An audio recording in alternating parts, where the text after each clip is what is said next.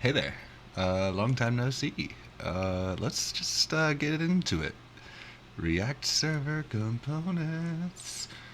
And hey, it's me. So, I know what you're thinking. Where have I been? Well, I've been trying to answer some questions and I started trying to tell the history of the web, kinda.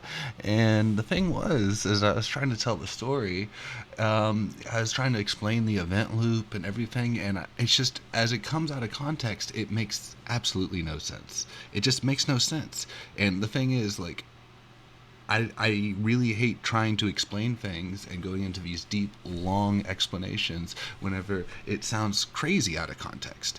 But to get the context, you kind of have to go a little bit back a little bit to, oh, I don't know, 2500 BC. Does that sound good? Let's start with the abacus. Because with the abacus, that's kind of the best we had. We didn't really get much fancier in terms of doing anything cool that could go automatic until about 1642 with the Pascaline from Blaine Pascal. And it was, you could turn these gears kind of like a rotary phone, and then it would add and subtract things, and you could put these things together, and then you can get multiplication and division, etc., etc. That was 4,000 years until we had that. And then another 200 years, really, until we got anything cooler. We could get these little arithmometers, and if you wanted to add and subtract stuff, it could do that. But in terms of doing anything real, you would have to build something like this, which was the difference engine from Babbage, which was made to calculate polynomials. And he had his whole like analytical engine thought out in terms of being able to do general computing, but it never got built before he passed away. Ada Lovelace was programming for it and everything, but it never actually got built until later on. And it took another 100 years before we could really do much more. So we were pushing electromechanical computing as far as we could go in terms of having all of these gears and all of this. And the Harvard Mark I is kind of as far as we went with that. And this is where IBM really got into computers.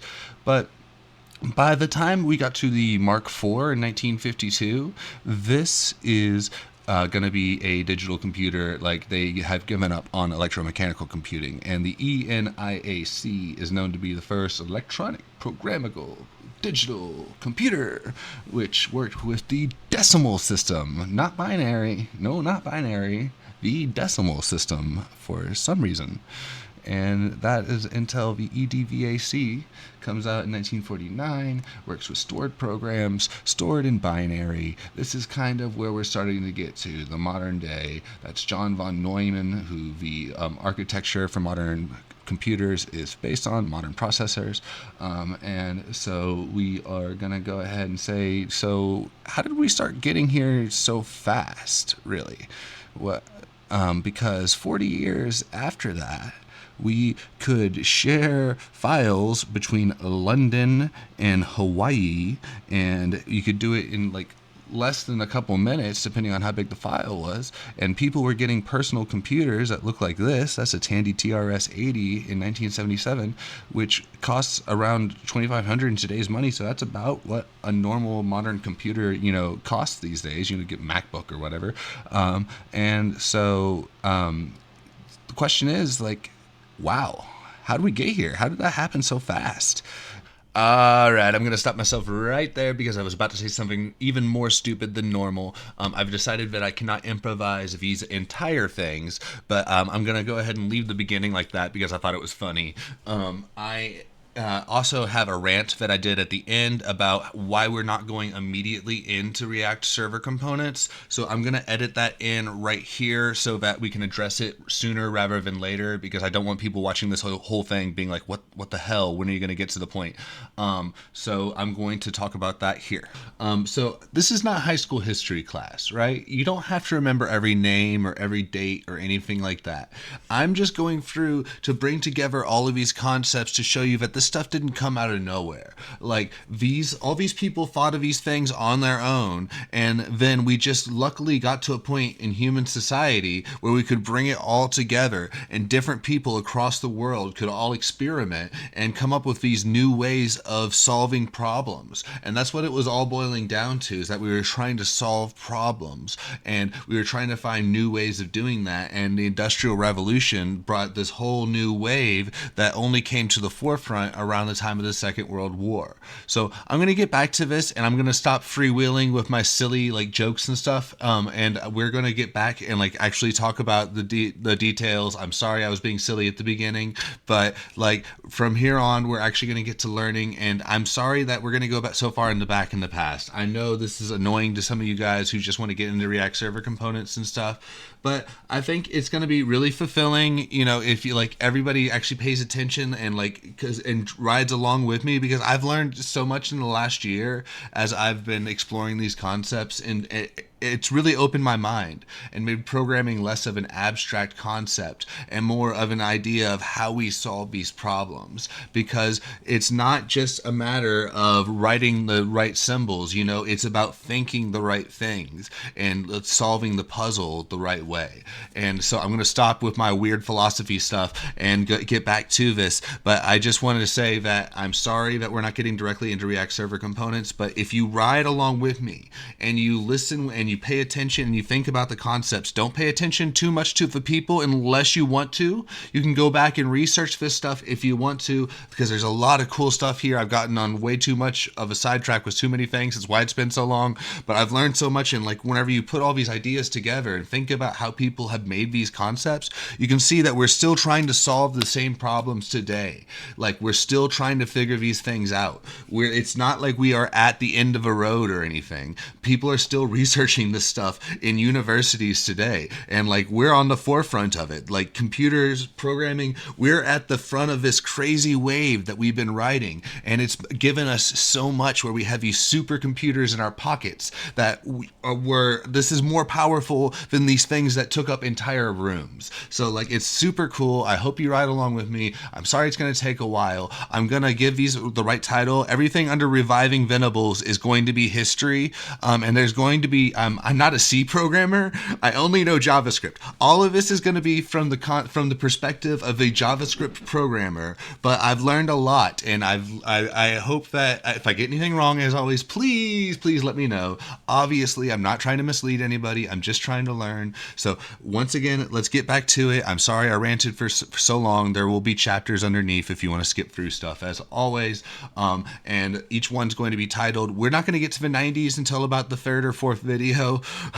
I'm sorry, but a lot of the stuff came about in the 80s, so we're going to have about a video or two in the 80s, because that's when a lot of these concepts really formalized, as the internet and all of these seeds started to be born. And so I'm going to get back into the material. I'm sorry for ranting, and thank you for riding along with me. I hope that other people learn from this. So just listen and try to get the general concepts, and you'll see that some people pop back up over and over, and some ideas keep popping back over and over as we try to solve these problems. All right, let's get into it. So Alan Turing first imagined how a computing machine could store a program in memory in 1936. It was only theoretical, but he used the word process 33 times to explain how the machine could maintain an observable state of mind based on its input, which could be used to determine its future behavior. At that point, a computer was still a job description for a human being. But in 1937, Claude Shannon first proved how circuits and relays could be used to represent the Boolean algebra created by George Boole almost a century before. Boolean algebra showed how actual problems could be solved with just two values and a few simple operators, and Shannon showed how to use existing technology to harness this logic. Within 6 years, the U.S. military began work on the ENIAC to help calculate ballistic trajectories. While the ENIAC was programmable, it still used the decimal system, like I mentioned before. So programming was a matter of switches and wires, and it initially required that every aspect of the program be completely rewired every single time. So its successor, EDVAC, was one of the first computers to use binary to store programs in memory. And then there was also the Manchester Baby, which we'll talk a little bit about it in a moment. But we are going to talk about John von Neumann right now. He was a famous mathematician, and he consulted on both of these projects. He released a paper about his work on the EDVAC, where he explained how one could connect an input to an output through stored memory with the use of an automatic computing system. This quickly became known as von Neumann architecture, and it revolutionized computing. At that point, IBM dominated the industry, but it was not what we imagine today. The term supercomputing is often said to have been originally coined in reference to IBM's accounting machines, which we can see one of them right over here. This was an IBM 405 electric punch card accounting machine right over here. And so you would use these punch cards to, this is what IBM got big with. The company was built on a new technology for storing and transferring information, the punch card. The Industrial Revolution both required and facilitated the processing of data, and IBM was one of the first companies to really capitalize on this. They took electromechanical computing as far as it could go when they helped build the Harvard Mark I, but IBM could see the writing on the wall. Soon, their mainframes dominated the industry, but there was a problem. The problem was computing was extremely expensive. These groundbreaking devices didn't just cost millions of dollars in today's money, but they also took up entire rooms and usually required multiple people to operate. Once they were generally available, it was very common for queues to form while programmers waited to use the computer. So people were given time limits, and these were often barely long enough to get their program set up. There was no operating system, so every program had to be built from scratch. Building on existing technology, programs were soon punched into paper cards at a desk separate from the computer. There's not much data that you can hold on a piece of paper, so decks of these cards would get processed at once as a single task or a job. To make matters worse, only one task could be processed at a time, as the cards must be read in order, and you don't want to mix up the different stacks.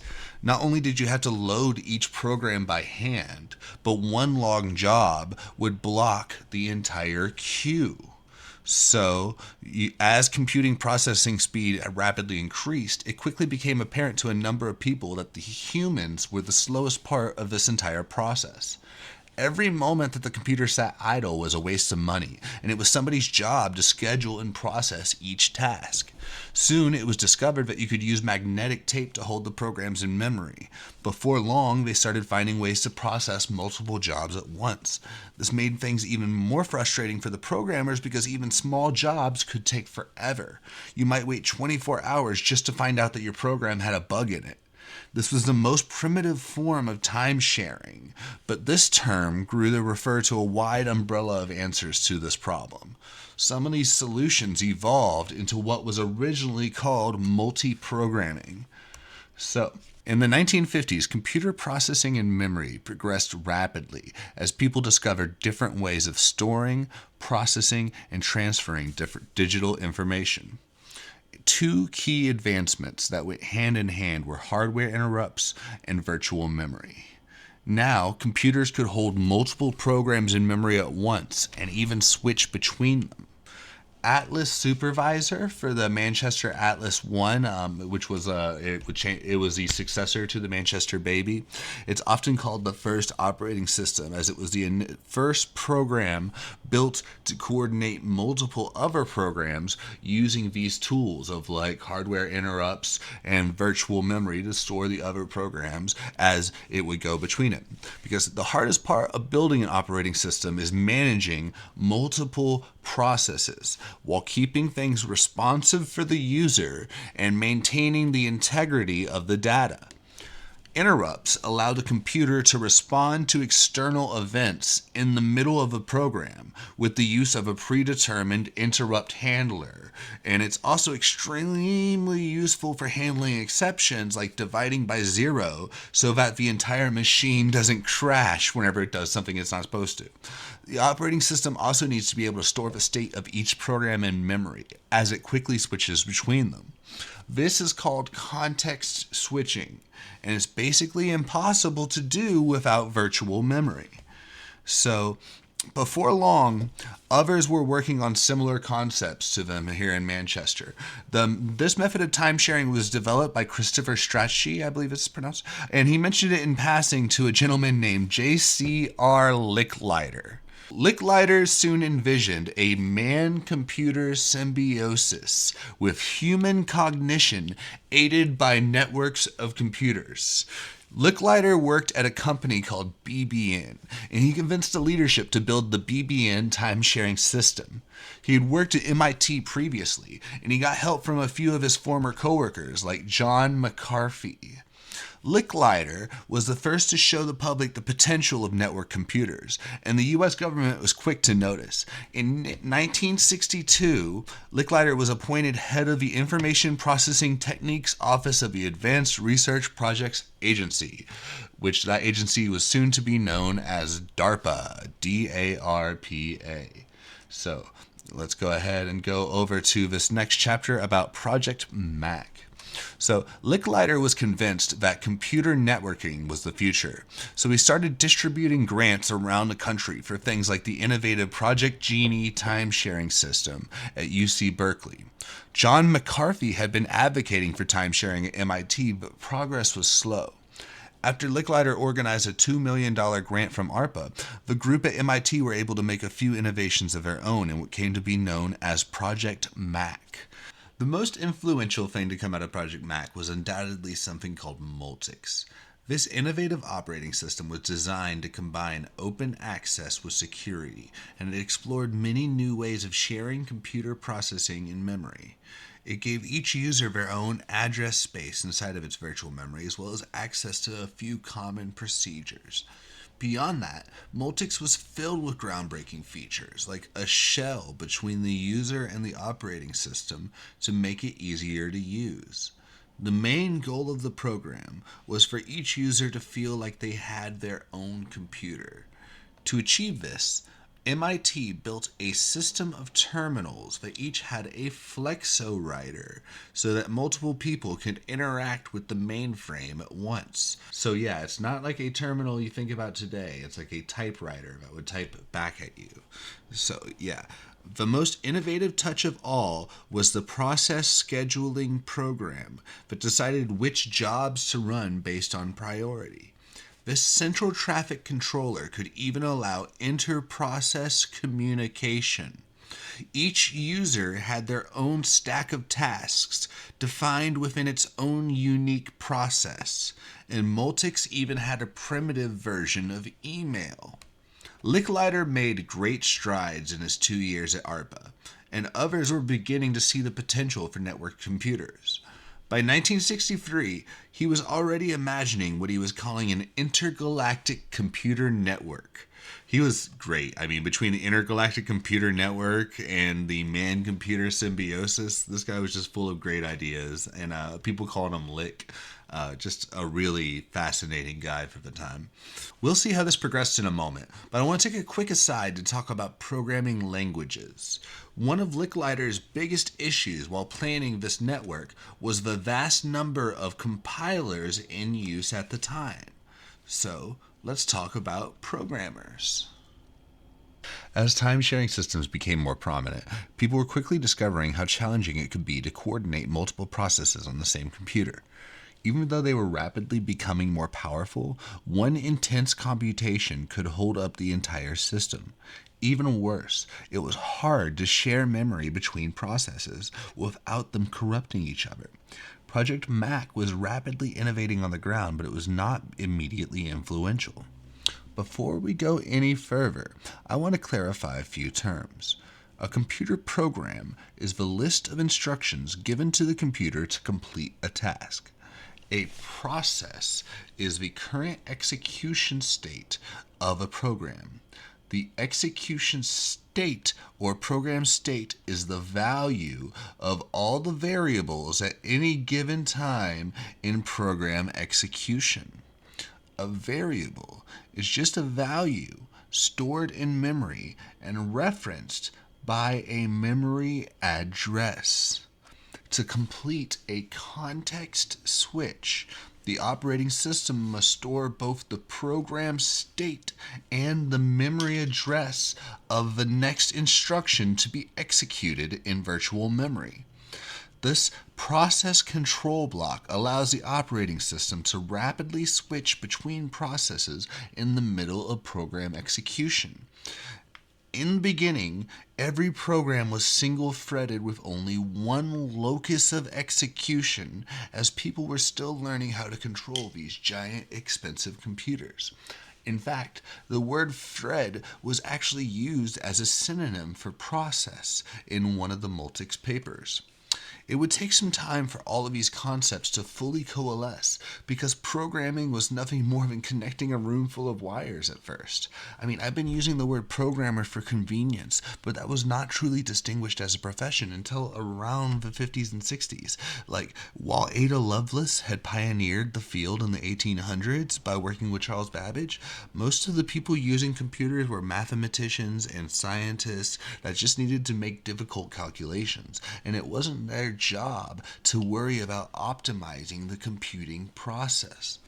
Much of the reason this changed was due to the U.S. military's response to World War II. As they ordered more and more gigantic contracts like the SAGE missile defense system from IBM, the need for specialists started to become clear. The ENIAC was built to calculate artillery firing tables, and some of the human computers that were hired to assist with it became the first programmers. And so if we go over here, we can see Kathleen Antonelli, who was known as Kay McNulty at the time, worked in the ENIAC, and she helped invent the subroutine, which was a way to get a computer to repeat parts of a program multiple times. A subroutine is just a general term for a reusable block of code, and sometimes these would be called procedures. At this point in history, you can just think of it as a function that changes global state but returns void. That's not always what it means, but at this point, where before programming languages, everything's in global state and everything's pretty much returning void. I will also give credit to the programmers who worked on the EDSAC, which followed soon afterwards, as they pioneered concepts such as assembly language. Some of the key people involved got together and wrote the first real programming book, The Preparation of Programs for an Electronic Digital Computer. Although Turing had written about similar concepts, they were the first ones to write down how to put these ideas into practice. D.J. Wheeler was one of these engineers, and he first defined a library of subroutines in 1952. The company that built the ENIAC later hired Grace Hopper. Generally, a compiler is a computer program that transforms what you write into something that specific computer can understand. So each assembly language is highly specific to the computer architecture for which it was built. So compilers can make programs reusable between these computers if you adapt them for each architecture. Grace Hopper built A0, which was called a compiler at the time, but it just gave programmers access to some common subroutines that made their life easier. But she was already working on something else called B0, which would allow programs to be written in plain English, and this would later inspire COBOL. But she was slightly beaten to the punch by IBM. The closest thing to a modern programming language came with Fortran in 1957, which was built by John Abacus simply because IBM wanted to lower the costs associated with computing. Although a language called Planacule was conceptualized in the 1940s, he did a lot of incredible stuff. The guy who made that, you should look into it, Konrad Zuse. It was stifled by the fall of Nazi Germany. The Fortran was So Fortran was proprietary to IBM and not very expressive, so a committee was formed to create a common programming language that computer scientists could share while researching new paradigms. Bacchus advised this committee, and they designed Algol in 1958. At first, they called this IAL, and Bacchus later said this about their intentions. The Zurich ACM-GAMM conference had two principal motives in proposing the IAL. A. To provide a means of communicating numerical methods and other procedures between people, and B. To provide a means of realizing a stated process on a variety of machines. This was the first language to fully incorporate lambda calculus. They knew the field was changing rapidly, so they decided to iterate on new versions while distinguishing them by the year that they were designed. Algol 58 introduced the concept of code blocks, which was further refined in Algol 60 with new features like lexical scope facilitated by a call stack. This allows variables to be enclosed within a function and automatically removed from memory when the function is done. So we all know about the JavaScript call stack, right? Well, if you don't know about it, we'll talk about it more later. But it's just about pushing things on, and then more variables get put into memory as it gets pushed in, and as they get popped off, those variables are then taken out of memory, assumedly. How? Ooh, let's talk about that later. And so this Algol 60 introduced the concept of a func, which is a way to store a function in memory so that it is not immediately evaluated. A language called Simula was built on top of Algol 60, and Simula 67 was extremely influential. Simula was intended to complete complex simulations by modeling discrete events within a system, and it introduced exciting new ideas like objects and classes.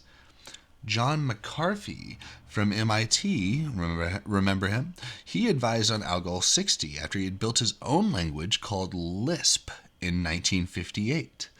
Lisp pioneered recursion, first-class functions, and conditional expressions.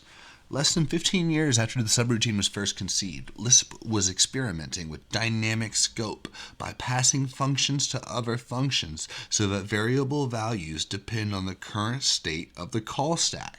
Lisp already had a minimal working interpreter by 1960, and it was joined by a full compiler with garbage collection by 1962.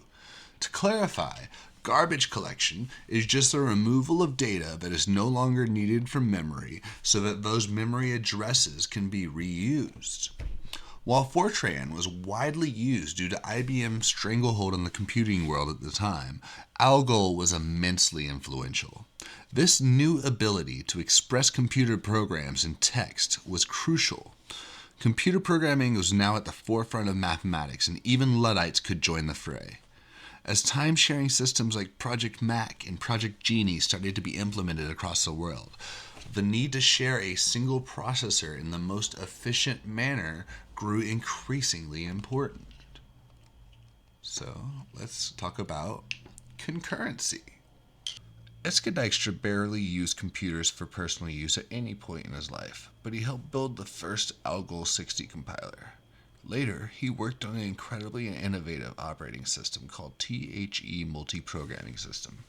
Much of our current thoughts on concurrent programming can be tracked to Dijkstra's 1965 paper, Cooperating Sequential Processes, where he defined a bounded buffer as a storage area of finite size to hold data temporarily. His concepts of semaphores, mutual exclusion, and self-stabilizing finite state machines were extremely influential. Soon, people were discovering the power of combining bounded buffers and semaphores with a first-in, first-out queue system to coordinate provider-consumer relationships in an attempt to mitigate the perils of race conditions and deadlocks. Tony Hoare built on these primitives with something called a monitor, which helped solve many of the issues caused by multiple users of a single computer sharing resources. Semaphores are a kind of signal that live in a common memory location between processes. They determine when each process can access shared resources to ensure that these only get used by one process at a time. This mutual exclusion allows synchronization, and this helps prevent data corruption. In the same way you don't want to mix up people's punch cards when doing batch processing, you also don't want to mix up multiple processes and have them accessing shared values from memory at the same time. So you need to block access to that critical section until each process is done. Dijkstra was extremely prolific, and he published articles on numerous topics, including garbage collection, which is especially difficult when juggling multiple processes. By 1978, Tony Hoare refined his ideas on concurrency into something called communicating sequential processes, which incorporated message passing. Message passing can take many forms, from functional to object-oriented, depending on who you ask, but it's generally defined as a way of encapsulating behavior within the communication between processes, which brings us to our next topics, the actor model, SmallTalk, and schema. Carl Hewitt was also greatly influenced by Dijkstra, but he took his own path when developing the actor model in 1973. Hewitt believed Dijkstra's model was too reliant on global state, so he proposed an alternative that was completely based around asynchronous message passing. Hewitt defined actors as computational entities that can independently send and receive messages from other actors that they are connected to, and these messages can change their behavior or even create new actors. Hewitt was extremely inspired by Simula 67 and Lisp, but he also thanked somebody else named Alan Kay in his first paper on the actor model. Alan Kay had been working on a language called SmallTalk, which was extremely innovative. Kay rejected conventional thought by saying, why would anyone want to divide it up into weaker things called data structures and procedures? Why not divide it up into little computers, like time sharing was starting to do? By SmallTalk 72, the core concept was that everything was an object. Kay later labeled this object-oriented programming, but he later grew to resent this term. Instead, he would often insist that the big idea is messaging, and that the mental image was one of separate computers sending requests to other computers that had to be accepted and understood by the receivers before anything could happen. Dan Ingalls built one of the first virtual machines to bring Kay's ideas to life. It started out as a fairly simple interpreter, but this virtual machine would grow quite complicated by 1980. SmallTalk never achieved much mainstream success, really, but it was extremely influential, like many other things we're talking about here. In 1972, while Hewitt was still formulating the actor model, Gerald Sussman and Guy Steele decided to make a small version of actors in Lisp to better understand the concept. They were students at MIT, where Hewitt was a researcher, and all three of them were involved with Project Mac. Sussman and Steele were impressed by what they built in Lisp, as they thought that all the patterns of control structure that Hewitt had described in terms of actors could equally well be described by the lambda calculus. This became Scheme, which many consider to be the most influential version of Lisp, and it popularized concepts like closures and continuations. Lisp was so popular in the burgeoning AI community that they even made special machines to run it more efficiently, but it's known to be overwhelming to beginners. Scheme's simplicity made it a great teaching language. While it will play a major role later in our story, Scheme did not see wide usage outside of academic circles.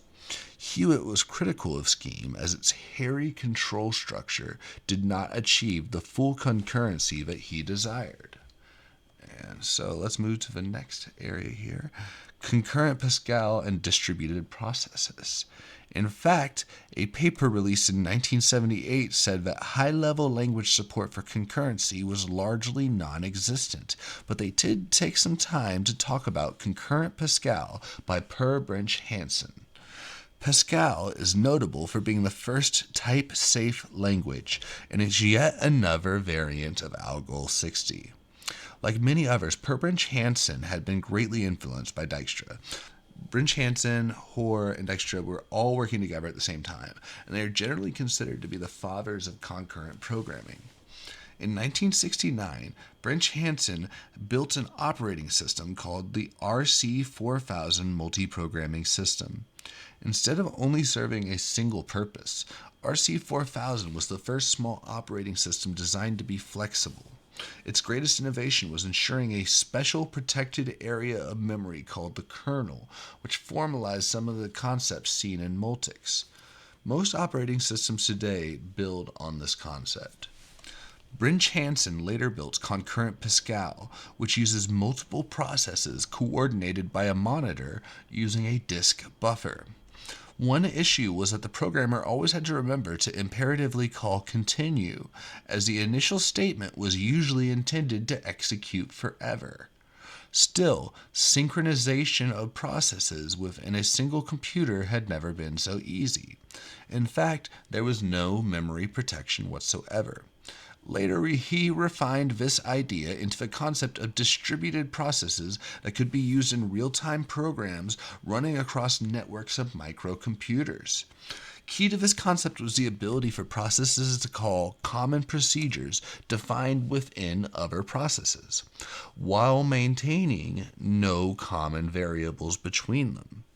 This is vaguely similar to remote procedure calls, which was being conceived elsewhere at the time. Concurrent Pascal was radically innovative, and Brinch-Hansen's work was influential. I suppose I should explain what I mean by microcomputers, though, which I just mentioned. So if we go to this next area here, you can see microcomputers. And computing was still advancing at a remarkable pace. IBM remained the dominant force, and their ubiquity allowed them to set the standard for the industry as a whole. Each mainframe was still completely unique, which made upgrading these expensive machines painful. So IBM announced an operating system called System 360 in 1964, and it was designed to be compatible with a wide variety of hardware, and it brought a lot of innovation into the mainstream. By 1972, System 360 offered a way for the user to manually split up work within a program. They called these subtasks, and they used the word time slicing to explain how they rapidly switched between them. Integrated circuits became generally available around this time, and a young company called Intel released the first microprocessor in 1971. Mini computers quickly became popular, but don't get too confused. These things were still usually around the size of a refrigerator at first. Still, computing was becoming more generally available than ever before, as the necessary parts continued to grow smaller and cheaper. Soon, a variety of competitors emerged to tap into this new market. The word mini-computer was mostly an advertising term, so it was no surprise when people started marketing things as microcomputers shortly after that. It was a natural extension from the word microprocessor. By 1973, the first personal computer was released, and it was quickly followed by the Apple I. And as you can see, it was at the edgy price of $666 when it was released. That goes to show that edgelords are nothing new in tech. People have been trying to be edgy and cool since 1976 with the Apple I. But this was, as you can see, just a circuit board. That's all that they gave you. You had to house it yourself, but this was extremely cheap for the time compared to everything else, and very powerful, very capable. I mean, look at like what you would compare this to this huge thing that sat on a table compared to just a nice little circuit board. So it was clear that a sea change had been completed when IBM released the personal computer in 1981, but a different type of operating system was needed to take advantage of these new capabilities.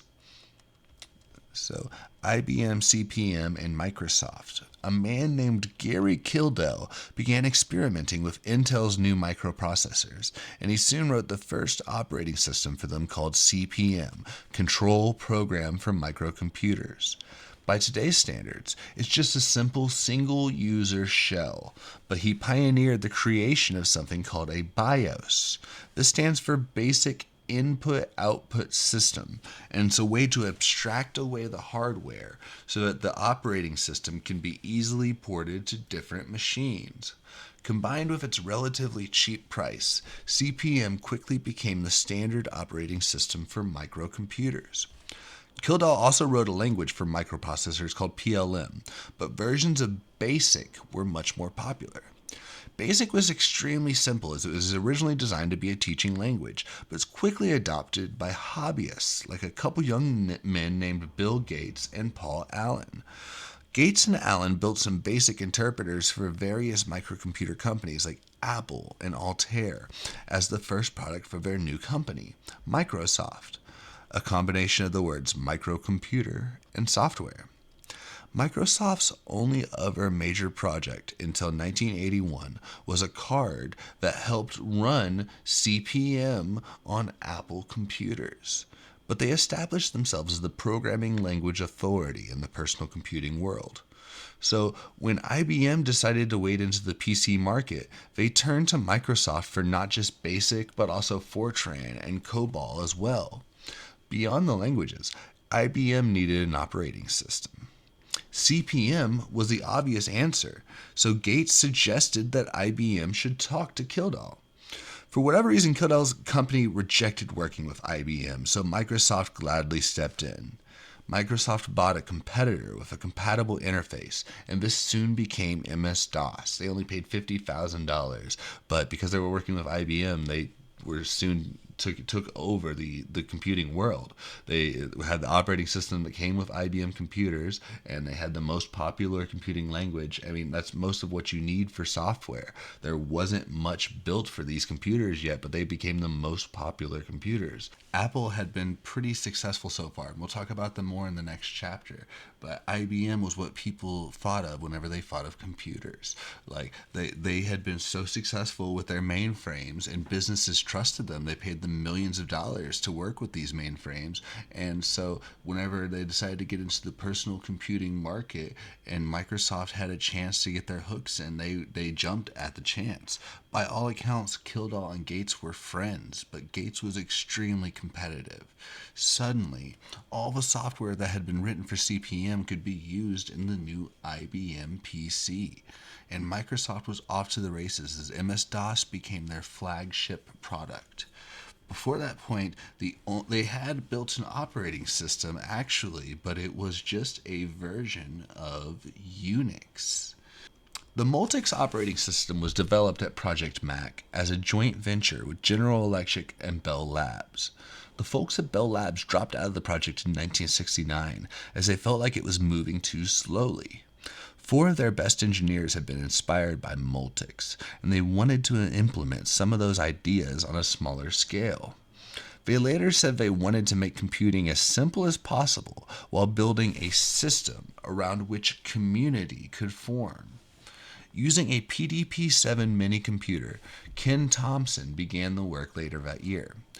Dennis Ritchie started helping out, and he began designing a language that would become known as C. C is actually a distant relative of Algol 60, but it went through many iterations in between. It was known as B for a while, and it was virtually unrecognizable from what came before. C found a utilitarian middle ground between expressiveness and power, and it gave developers powerful tools like dynamic memory allocation, while still being relatively easy to use. Before long, they rewrote Unix using C, and it proved how Ritchie and Thompson were guided by the philosophy of creating tools that would make it easy to build larger tools. They wanted Unix to be interactive, so they borrowed some ideas from Multics, like a shell that starts a new process for each command, and a file system that's organized into nested directories. However, unlike the supercomputers at MIT, Unix was intended to run on mini-computers with limited power. While it was much more minimal by design, they gave programmers the power to fix most issues. They admitted there was no general inter-process communication or synchronization scheme, but they did introduce something called a signal. A signal is a system call, and it's a bit like the software equivalent of a hardware interrupt. The most important of these system calls was fork, which allows the developer to create a child process inside the program. The Unix team knew that people could use these primitives to implement things like semaphores from scratch, but they suggested just using a file. Other people from Bell Labs started helping out as well. By 1975, PCC was developed, which was a portable compiler designed to make it easy to implement C on any machine. After this point, Unix grew extremely popular as it became well known for being compact and adaptable. Like all other software at this time, it was completely proprietary to Bell Labs until it spread all the way across the country to Berkeley in 1974. Pipes and sockets. Bell had a monopoly on communications. This gave them a huge budget for Bell Labs, but it also landed them in legal trouble numerous times. By the time Unix was being created, Bell was forbidden to compete commercially. Because of this, the license to use Unix was extremely cheap. Soon, the source code was generally available, and a multitude of variants were created thanks to Unix's unique mixture of reasonable efficiency and expressive power. Unix quickly became popular in both academic and corporate settings, and it was the preferred operating system of computing enthusiasts. It was used in a wide variety of devices by the 1980s, but it was particularly suited for networking. Unix had a simple form of email from the very beginning, and more features were added over time that made it easier to communicate between processes. A member of a team named Doug McElroy was inspired by the data streams that were made possible by another recent innovation called coroutines. A coroutine is basically just a function that can be temporarily suspended with its state intact, which allows multiple parts of a program to work together.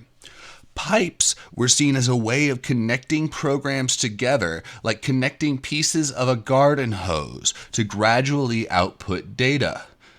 In 1979, UUCP was created so that Unix machines could communicate together through phone lines. By the very next year, people were talking to each other from across the country on Usenet, which was originally called the Unix Users Network. This was only the beginning. Eventually, the Berkeley version of Unix became the first operating system to incorporate TCP/IP and sockets after Bill Joy implemented an early version of the specification. Unix was so popular that it was used and loved by many of the contractors who built the ARPANET. But I'm getting ahead of myself. We'll backtrack and talk about that in the next chapter. So I hope that you can see that I'm not trying to explain everything in extreme detail, because really all of this is background information. And I'm sure half of you are probably thinking, why didn't you say this about that? And the other half are like, why in the heck are you saying any of this? But I really am just trying to tell a story here. And all of this is going to be something that I'm going to reference later. That's the entire idea of how this has become such an in-depth history, is that I kept finding myself referencing Unix and referencing the TCP/IP protocol and the early days of remote procedure calls and stuff like this. And it's annoying out of context. This next whole chapter is going to be in the 80s and the 70s and 80s talking about remote procedure calls and stuff. this is not something that you want to have to go back to. It makes a lot more sense to be telling it in a straight line, like trying to weave a narrative out of it, which is what I'm trying to do. So I apologize if you think I didn't explain anything well enough, or if you wish I would just get to the meat of the React server components. I'm sure that people are annoyed at me either way, but hopefully somebody has learned something from this, and just let me know if you have any questions. And I am going definitely. I've gotten like there's a lot of video that I had to delete, unfortunately, because I just keep learning things. But I'm really at a point, like, you know, that's part of the idea of coming back here and just like covering all my bases and taking this long to get the beginning set up, is that I'm really getting to the point where I think I know this stuff well enough that I can tell a story from the beginning and get all the way up to the current day with server components and server actions. And so I hope you guys enjoyed this. Just let me know what you think in the comments. And I will see you definitely. I might try to get another video out before the new year, but at the very least in the first week of a new year. All right, see you guys.